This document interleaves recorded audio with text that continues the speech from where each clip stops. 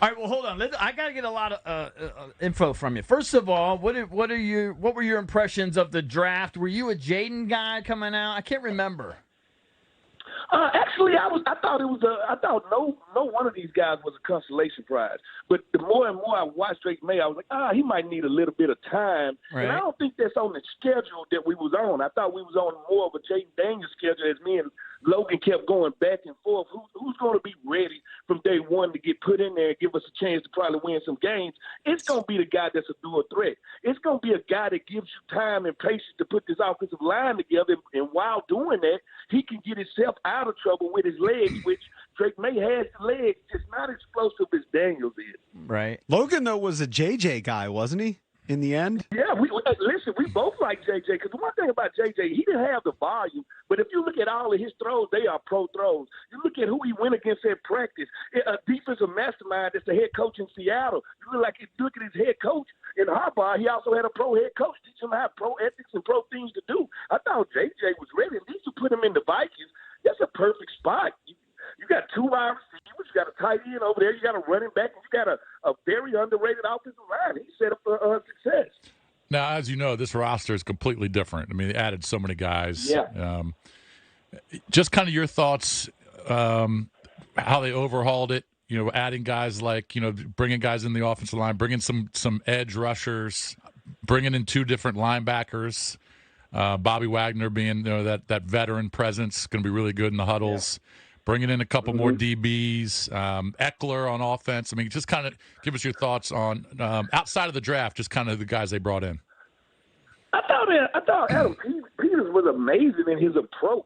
I thought he had a plan. I thought they had a plan on what Commanders players look like.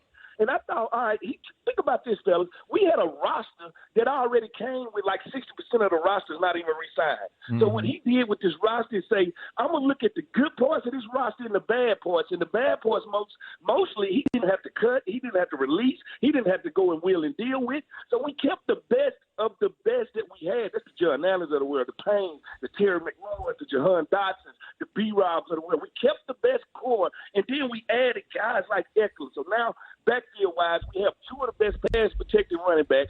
B-Rob showed us last year he can catch out the backfield and do multiple things.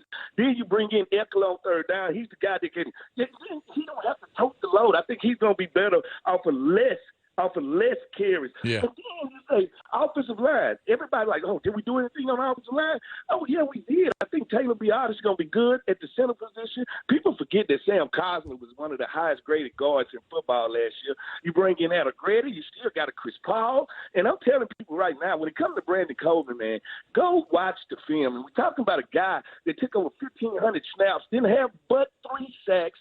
All right, and he has the same. Look at his grade when it comes to his athletic grade. And I'm not saying he's going to beat this dude. I'm not saying he's going to play on this level. But his athletic grade, meaning this guy can do things that a 300-pounder should not be able to do, is very similar to Trent Williams. So now you say, all right, on offense, we trimmed it to the bone. We kept the best players, and we added a Luke McCaffrey to the wide receiver room. We added an extra running back. We added Ben Sinnott to go with Zach Ertz.